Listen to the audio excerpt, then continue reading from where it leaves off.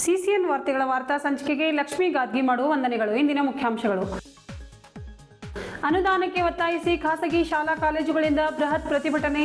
ಬೇಡಿಕೆ ಈಡೇರಿಸದಿದ್ದರೆ ರಾಜ್ಯಾದ್ಯಂತ ರಾಷ್ಟ್ರೀಯ ಹೆದ್ದಾರಿಗಳ ಪ್ರತಿಭಟನೆ ಜಲಾದೆ. ಮಧ್ಯಪ್ರಾಚ್ಯದಲ್ಲಿ ನಡೆಯುತ್ತಿರುವ ಭೀಕರ ಯುದ್ಧ. ಅಡಿಗೆ ಅನಿಲ ಅಭಾವ. ತಾಸುಗಟ್ಟಲೆ ಸರತಿಯಲ್ಲಿ ನಿಂತು ಸಿಲಿಂಡರ್ ಪಡೆಯುತ್ತಿದ್ದ ಗ್ರಾಹಕರು. ಮಾರ್ಚ್ 18ರಿಂದ ಎಸ್ಎಸ್ಎಲ್ಸಿ ಪರೀಕ್ಷೆ. ಪಾರದರ್ಶಕ ಪರೀಕ್ಷೆ ನಡೆಸಲು ಅಗತ್ಯ ಸಿದ್ಧತೆ ಮಾಡಿಕೊಳ್ಳಿ. ಶಿಲ್ಪಾ ಶರ್ಮಾ. ಮುಂಬರುವ ಮಹನೀಯರ ಜಯಂತಿಗಳನ್ನು ಅರ್ಥಪೂರ್ಣವಾಗಿ ಆಚರಿಸೋಣ. ಶಿವಾನಂದ್ ಬಿ ಕರಾಳೆ. ಗೋಶಾಲೆಗೆ ಉಚಿತ ಮೇವು ವಿತರಣೆ.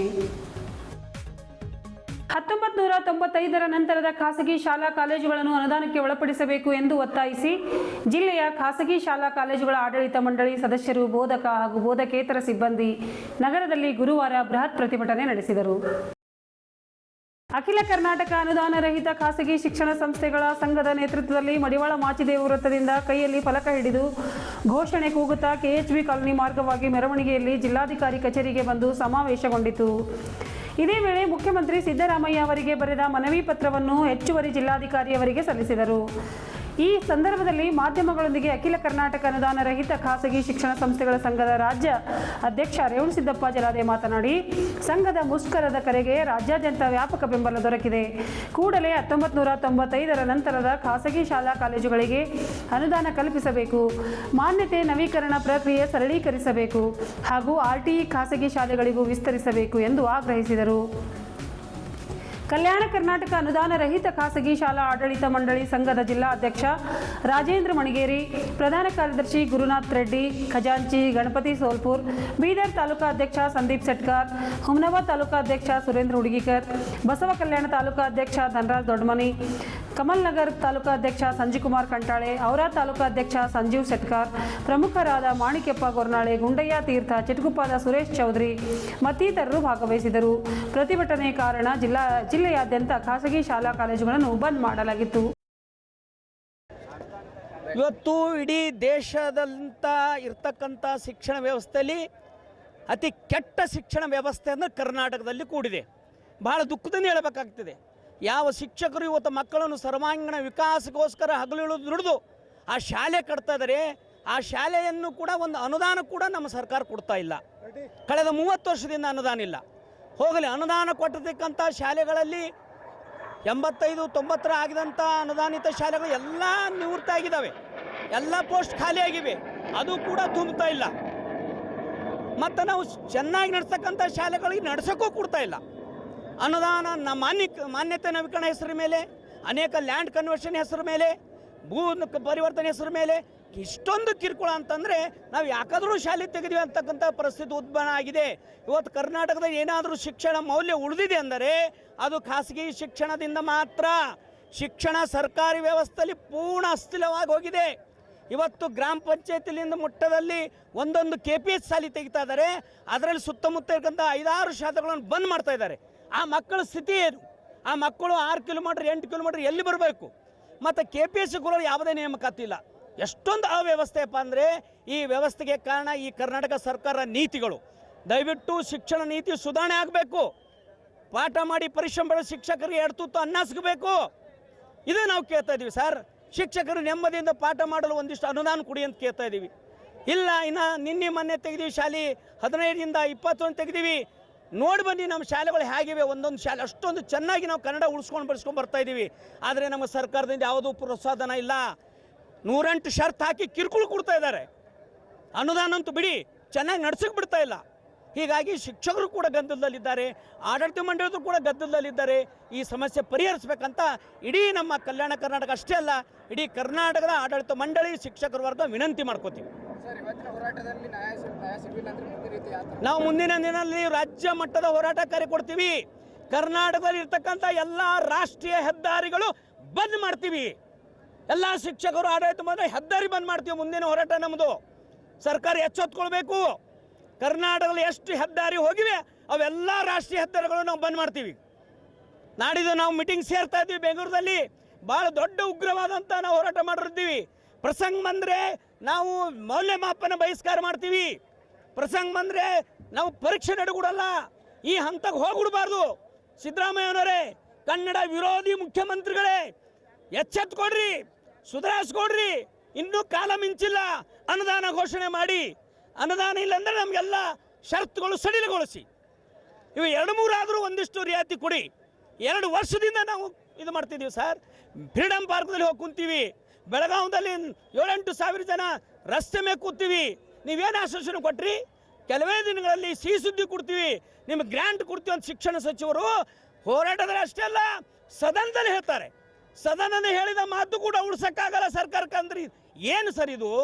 ಶಿಕ್ಷಣಕರ ಮಾತಿಗೆ ಬೆಲೆ ಇಲ್ಲ, ಮುಖ್ಯಮಂತ್ರಿ ಮಾತಿಗೆ ಬೆಲೆ ಇಲ್ಲ, ಶಿಕ್ಷಕರಿಗಂತೂ ಕೇಳೋರಿಲ್ಲ, ಮ್ಯಾನೇಜ್ಮೆಂಟಿಗೆ ಹರಾಸ್ಮೆಂಟ್. ಏನು ಶಿಕ್ಷಣ ವ್ಯವಸ್ಥೆ ಇದು? ಹಾಂ, ಇದು ಸುಧಾರಿಸ್ಬೇಕು ಸರ್, ಇದು ಸುಧಾರಿಸ್ಬೇಕು ಅನ್ನೋ ಕೈ ಮುಗಿದು ವಿನಂತಿ ಮಾಡ್ಕೋತೀವಿ ಮುಖ್ಯಮಂತ್ರಿಗೆ. ತಕ್ಷಣ ಇವು 4-5 ಸಮಸ್ಯೆಗಳು ಬಗೆಹರಿಸಿ. ನಾನು ಶಿವಲೀಲಾ ಅರುಣ್ ಕುಮಾರ್ ಹಂದಳ್ ಅಂತ. ನಾನು ಹುಮ್ನಾಬಾದ್ ಶಾಲೆಯಲ್ಲಿ ರವೀಂದ್ರನಾಥ್ ಟ್ಯಾಗೋರ್ ಕಾನ್ವೆಂಟ್ ಸ್ಕೂಲ್ನಲ್ಲಿ ಕಳೆದ 5-6 ವರ್ಷಗಳಿಂದ ಸೇವೆಯನ್ನು ಸಲ್ಲಿಸುತ್ತಾ ಇದ್ದೇನೆ. ಈಗ ನಾವು ಕೆಲವೊಂದು ಬೇಡಿಕೆಗಳನ್ನು ಸನ್ಮಾನ್ಯ ಶ್ರೀ ಸಿದ್ದರಾಮಯ್ಯ ಮುಖ್ಯಮಂತ್ರಿ, ನಮ್ಮ ಕರ್ನಾಟಕದ ಮುಖ್ಯಮಂತ್ರಿ ಅವರಿಗೆ ಸಲ್ಲಿಸಲು ಇಲ್ಲಿ ನಾವು ಇಂಥ ರಣ ಬಿಸಿಲಿನಲ್ಲಿ ಬೇಡಿಕೆಯನ್ನು ಸಲ್ಲಿಸಲು ಬಂದಿದ್ದೇವೆ. ಏನಂದರೆ, ಕಳೆದ 30 ವರ್ಷಗಳಿಂದ ನಾವು ಗ್ರಾಮೀಣ ಮತ್ತು ನಗರ ಭಾಗಗಳಲ್ಲಿ ಕನ್ನಡ ಶಾಲೆಗಳನ್ನು ಉಳಿಸಿ ಮತ್ತು ಬೆಳೆಸಿಕೊಂಡು ಬರುತ್ತಿದ್ದೇವೆ. ಅದರಿಂದ ನಮ್ಗೆ ಏನೇನು ಅದರ ಲಾಭ ಅಂತ ನಮಗೆ ಕೊಟ್ಟೇ ಇಲ್ಲ. ಮತ್ತೆ ನಾವೇ ಬಹಳ ಶ್ರಮಪಟ್ಟು ಹಳ್ಳಿ ಮಕ್ಕಳನ್ನೆಲ್ಲ ನಮ್ಮಲ್ಲೆಲ್ಲ ಎಜುಕೇಷನಾಗಿ ಕರ್ಕೊಂಡು ಬಂದು ಎಲ್ಲ ಬೆಳವಣಿಗೆ ಮಾಡಿಸ್ತಿದ್ದೇವೆ. ಕಳೆದ 30 ವರ್ಷಗಳಿಂದ ಶಾಲೆಗಳಿಗೆ ಯಾವುದೇ ಸರ್ಕಾರದ ಅನುದಾನವನ್ನು ಲಭ್ಯನೇ ಆಗೇ ಇಲ್ಲ. ಇಂಥ ಭಾಳಷ್ಟು ಪ್ರತಿಭಟನೆಯನ್ನು ನಾವು ಬಹಳಷ್ಟು DC ಅವ್ರ ಮುಂದೆ, ಜಿಲ್ಲಾಧಿಕಾರಿಗಳ ಮುಂದೆ, ಬೆಂಗಳೂರಿನಲ್ಲಿ ಸಹ ಮಾಡಿದ್ದೇವೆ. ಆದರೆ ಏನೂ ಉಪಯೋಗ ಆಗಲಿಲ್ಲ. ಭರವಸೆ ಮತ್ತು ನಿರಾಸೆ. ಭರವಸೆ ಕೊಡ್ತಾರೆ, ಆದರೆ ನಿರಾಸೆಯನ್ನು ಕೂಡ ಅವರೇ ಮಾಡ್ತಾರೆ. ಅದರ ಆ್ಯಸ್ ಯೂಶುವಲ್ ಅದವ್ರದ್ದು. ಕಳೆದ 1 ವರ್ಷದಿಂದ ಶಿಕ್ಷಣ ಸಚಿವರು ಮತ್ತು ಮುಖ್ಯಮಂತ್ರಿಗಳು ಅನುದಾನ ನೀಡುವ ಭರವಸೆ ನೀಡಿದ್ದರು. ಆದರೆ ಬಜೆಟ್ ಘೋಷಣೆಯಲ್ಲಿ ಯಾವುದೇ ಅನುದಾನ ಪ್ರಸ್ತಾಪವಿಲ್ಲದಿರುವುದು ನಮ್ಮನ್ನು ಸಂಕಷ್ಟಕ್ಕೆ ದೂಡಿ ನಮ್ಮನ್ನು ಭಾಳಷ್ಟು ಕಷ್ಟಕ್ಕೆ ದೂಡ್ತಾ ಇದೆ. ಪ್ರೈವೇಟ್, ಅಸೋಸಿಯೇಷನ್ ಅವರಿಗೆಲ್ಲರಿಗೂ. ಈಗ ಪ್ರಮುಖವಾಗಿ ನಾವು 3 ಬೇಡಿಕೆಯನ್ನು ಸಲ್ಲಿಸುತ್ತಿದ್ದೇವೆ. ಯಾವುವು ಅಂದರೆ, 1995ರ ನಂತರ ಪ್ರಾರಂಭವಾದ ಕನ್ನಡ ಮಾತೃಭಾಷಾ ಶಾಲೆಗಳಿಗೆ ತಕ್ಷಣವನ್ನು ಅನುದಾನವನ್ನು ಒದಗಿಸುವುದು 1ನೇದು. 2ನೇದು, ಬಡವರಿಗೆ ಆಸರೆಯಾಗಿರುವ RTE ಅಂದರೆ ಶಿಕ್ಷಣ ಹಕ್ಕು ಕಾಯ್ದೆಯನ್ನು ಪುನಃ ಜಾರಿಗೆ ತರುವುದು. ಆಮೇಲೆ 3ನೇದು ಏನಂದರೆ, ಖಾಸಗಿ ಶಾಲೆಗಳ ಮಾನ್ಯತೆ ನವೀಕರಣ ಪ್ರಕ್ರಿಯೆಯನ್ನು ಸರಳಗೊಳಿಸುವುದು. ಇವು ಪ್ರಮುಖವಾಗಿ ನಮ್ಮ ಶಾಲೆಯ ಪ್ರೈವೇಟ್ ಖಾಸಗಿ ಶಾಲೆಯ ಬೇಡಿಕೆಗಳು. ಪ್ರಮುಖವಾಗಿ 3 ಬೇಡಿಕೆಗಳನ್ನು ಸಲ್ಲಿಸುತ್ತಿದ್ದೇವೆ. ಈ ಎಲ್ಲ ಸಮಸ್ಯೆಗಳನ್ನು ಗಂಭೀರವಾಗಿ ಸರ್ಕಾರ ಪರಿಗಣಿಸಿ ಸರ್ಕಾರವು ನಮ್ಮ ಶಾಲೆಗಳಿಗೆ ಅನುದಾನ ನೀಡಿ ಸಹಕರಿಸಬೇಕೆಂದು ನಾವೆಲ್ಲರೂ ಇಲ್ಲಿ ಪ್ರತಿಭಟನೆಯಲ್ಲಿ ನಿರತರಾಗಿದ್ದೇವೆ. ನೋಡಬೇಕು ಮುಂದೆ ನಮ್ಮದು ಹೆಡ್ ಏನು ಹೇಳ್ತಾರೆ, ಪ್ರಮುಖರು ನಮ್ಮ HM ಸರ್ ಏನು ಹೇಳ್ತಾರೆ, ಅವ್ರ ಹಾದಿಯಲ್ಲಿ ನಾವು ಏನು ಹೇಳ್ತಾರೆ ಅಷ್ಟು ಕೇಳ್ಕೊಂಡು ಹೋಗ್ತೀವಿ. ನಮ್ಮ ಶಾಲೆಯಿಂದ ನಾವು 15 ಜನ ಶಿಕ್ಷಕಿಯರು ಬಂದಿದ್ದೀವಿ. ಬೋಲೋ ಭಾರತ್ ಮಾತಾ ಕಿ ಖಾಸಗಿ ಶಿಕ್ಷಣ ಸಂಸ್ಥೆಗಳಿಗೆ, ಸಂಸ್ಥೆಗಳಿಗೆ ಖಾಸಗಿ ಶಿಕ್ಷಣ ಇವತ್ತು ಇಡೀ ಕರ್ನಾಟಕ ರಾಜ್ಯದಲ್ಲಿ ಸರ್ಕಾರ ಉಚಿತ ಕೊಡ್ತಕ್ಕಂಥದ್ದು 2 ವ್ಯವಸ್ಥೆ ಇರಬೇಕು. ಒಂದು ಆರೋಗ್ಯ ಮತ್ತು ಇನ್ನೊಂದು ಶಿಕ್ಷಣ. ಇವೆಲ್ಲವನ್ನು ಬಿಟ್ಟು ಬೇಕಾಬಿಟ್ಟಿ ಭಾಗ್ಯಗಳನ್ನು ಕೊಟ್ಟು ಸರ್ಕಾರ ಇವತ್ತು ನಮಗೆ 45 ರೂಢಿ ಮಾಡ್ತಾ ಇದೆ. ನಾವು ಆಂಗ್ಲ ವಿರೋಧಿಗಳಲ್ಲ, ಇಂಗ್ಲಿಷ್ ಮೀಡಿಯಂ ವಿರೋಧಿಗಳಲ್ಲ. ನಾವು ಇಂಗ್ಲಿಷ್ ಬೇಕು, ನಮಗೆ ಕನ್ನಡನ ಬೇಕು. ಆದರೆ ಇವತ್ತು ಸರ್ಕಾರ ಕನ್ನಡ ಮಾಧ್ಯಮ ಶಾಲೆಗಳನ್ನು ಮುಚ್ಚಿ ಆಂಗ್ಲ ಮಾಧ್ಯಮ ಶಾಲೆಗೆ ಇವತ್ತು ಹೊರಟಿದ್ದಾರೆ. ನಮ್ದೇನು ಮನವಿದೆ ಸರ್ಕಾರಕ್ಕೆ, ತಮ್ಮ ಆಂಗ್ಲ ಮಾಧ್ಯಮ ಭಾಷೆಗೆ ನಾವು ವಿರೋಧಿಗಳಲ್ಲ, ತಮ್ಮ KP ಸ್ಕೂಲ್ ತೆಗಿರಿ, ಆದರೆ ಕನ್ನಡ ಮಾಧ್ಯಮ ಶಾಲೆಗಳನ್ನು ಉಳಿಸ್ರಿ, ಅದು ಬೆಳೆಸ್ರಿ. ಎಷ್ಟೋ ಇವತ್ತು ಗ್ರಾಂಟ್ ತಗೊಂಡಿರುವಂತ ಶಿಕ್ಷಣ ಸಂಸ್ಥೆಗಳು ಇವತ್ತು ನಿವೃತ್ತಿಯಾಗಿ ಅಲ್ಲಿ ಖಾಲಿ ಹುದ್ದೆಗಳಿವೆ. ಅಂತ ಹುದ್ದೆಗಳು ಕೂಡ ಭರ್ತಿ ಮಾಡ್ತಾ ಇಲ್ಲ ಶಿಕ್ಷಣ ಸಂಸ್ಥೆಗಳಲ್ಲಿ. ಅದು ಇನ್ನೂ 1 ವರ್ಷ 2 ವರ್ಷ ಅಲ್ಲೂ 12 ಸ್ಕೂಲೇ ಆಗುತ್ತೆ, ಅದು ಏನಿರಲ್ಲ. ಇಂಥ ಕೆಲವೊಂದು ಸಮಸ್ಯೆಗಳನ್ನು ಇವತ್ತು ಸರ್ಕಾರ ನೋಡ್ರಿ 3,900 ಕೋಟಿ ರೂಪಾಯಿ ಸರ್ಕಾರ ಮಾಡಬೇಕಾಗಿ ಬೇಕೇ ಬೇಕು, ಬೇಕೇ ಬೇಕು, RT ಬೇಕೇ ಬೇಕು, ಬೇಕೇ ಬೇಕು.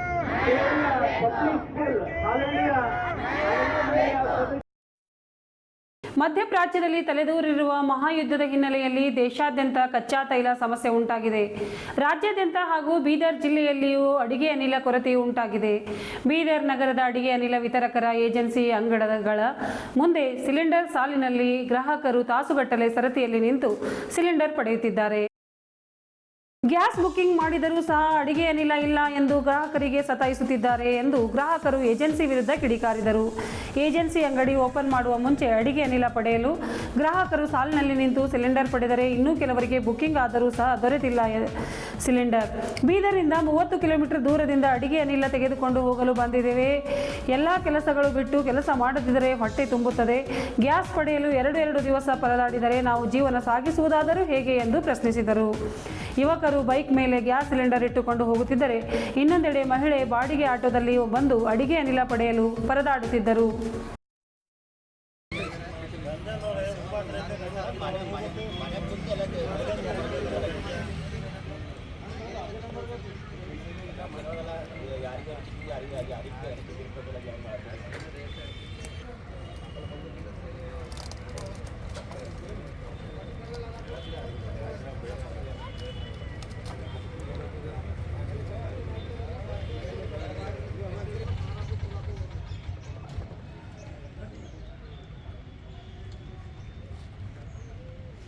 ಸರ್ ಗ್ಯಾಸ್ ತಗೊಂಡು ಬರ್ರಿ.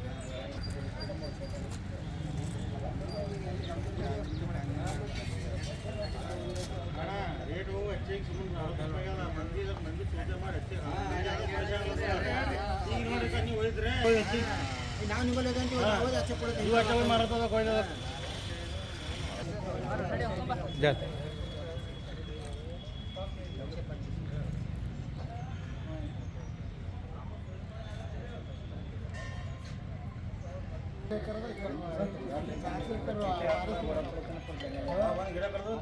ಹಲೋ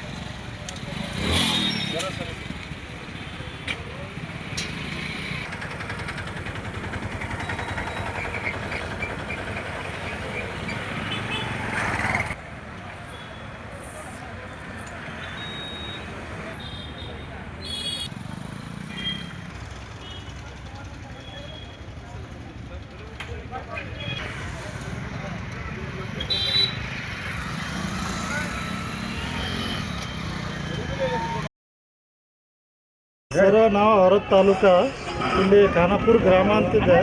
ಅಲ್ಲಿಂದ ಹಳ್ಳಿಲಿಂದ 30 ಕಿಲೋಮೀಟರ್ ದೂರದಿಂದ ಬಂದಿದೆ ಸರ್. ನಾವು ಕೆಲಸ ಬಿಟ್ಟು ಇಲ್ಲಿ ಸಿಲಿಂಡರ್ ತಗೊಳಕ್ಕೆ ಬಂದಿದೆ, ಲೈನಿಗೆ ಬಂದಿದೆ. ಬಟ್ ಬುಕಿಂಗ್ ಮಾಡಿದವರು ಸಿಲಿಂಡರ್ ಇಲ್ಲ ಅಂತ ಹೇಳ್ತಾರೆ ಅವರು. ಈಗ ನಾವು ಕೆಲಸ ಬಿಟ್ಟು ಸಿಲಿಂಡರ್ ತಗೊಂಡ್ರೆ ಈಗ ನಮ್ಮ ಕೆಲಸನೂ ಹೊಂಟೋಗಿದೆ, ನಮ್ಮದು ಇದೂ ಹೊಂಟೋಗಿದೆ. ನಾವು ಹೆಂಗೆ ಬದುಕಬೇಕು ಸರ್? ಈ ಥರ ಆದ್ರೆ ನಾವು ಹೆಂಗೆ ಬದುಕಬೇಕು ಸರ್? ನಾನು ರಿಯಾಜ್ ಸರ್, ಖಾನಾಪುರ. ಜಿಲ್ಲೆಯಾದ್ಯಂತ ಮಾರ್ಚ್ 18ರಿಂದ ಏಪ್ರಿಲ್ 2ರವರೆಗೆ ನಡೆಯುವ SSLC ಪರೀಕ್ಷೆ 1 ಅನ್ನು ಪಾರದರ್ಶಕವಾಗಿ ಹಾಗೂ ಅತ್ಯಂತ ವ್ಯವಸ್ಥಿತವಾಗಿ ನಡೆಸಲು ಅಗತ್ಯ ಸಿದ್ಧತೆಗಳು ಮಾಡಿಕೊಳ್ಳುವಂತೆ ಜಿಲ್ಲಾಧಿಕಾರಿ ಶಿಲ್ಪಾ ಶರ್ಮಾ ಅವರು ಅಧಿಕಾರಿಗಳಿಗೆ ಸೂಚಿಸಿದರು. ಅವರು ಗುರುವಾರ ಜಿಲ್ಲಾಧಿಕಾರಿಗಳ ಕಚೇರಿ ಸಭಾಂಗಣದಲ್ಲಿ SSLC ಪರೀಕ್ಷೆ ಪೂರ್ವ ಸಿದ್ಧತಾ ಸಭೆಯ ಅಧ್ಯಕ್ಷತೆ ವಹಿಸಿ ಮಾತನಾಡಿದರು. ಮುಂಬರುವ ದಿನಾಂಕಗಳಂದು ಬರುವ ಮಹನೀಯರ ಜಯಂತಿಗಳನ್ನು ಅರ್ಥಪೂರ್ಣವಾಗಿ ಆಚರಿಸೋಣ ಎಂದು ಅಪರ ಜಿಲ್ಲಾಧಿಕಾರಿಗಳಾದ ಶಿವಾನಂದ ಬಿ ಕರಾಳೆ ತಿಳಿಸಿದರು. ಅವರು ಬುಧವಾರ ಜಿಲ್ಲಾಧಿಕಾರಿಗಳ ಕಚೇರಿ ಸಭಾಂಗಣದಲ್ಲಿ ಮಾರ್ಚ್ 23ರಂದು ದೇವರ ದಾಸಿಮಯ್ಯ ಜಯಂತಿ, ಮಾರ್ಚ್ 28ರಂದು ಅಗ್ನಿ ಬನ್ಸಿರಾಯ್ ಜಯಂತಿ, ಮಾರ್ಚ್ 31ರಂದು ಭಗವಾನ್ ಮಹಾವೀರ್ ಜಯಂತಿಗಳ ಆಚರಣೆ ಕುರಿತು ಕರೆದ ಪೂರ್ವಭಾವಿ ಸಭೆ ಅಧ್ಯಕ್ಷತೆ ವಹಿಸಿ ಮಾತನಾಡಿದರು.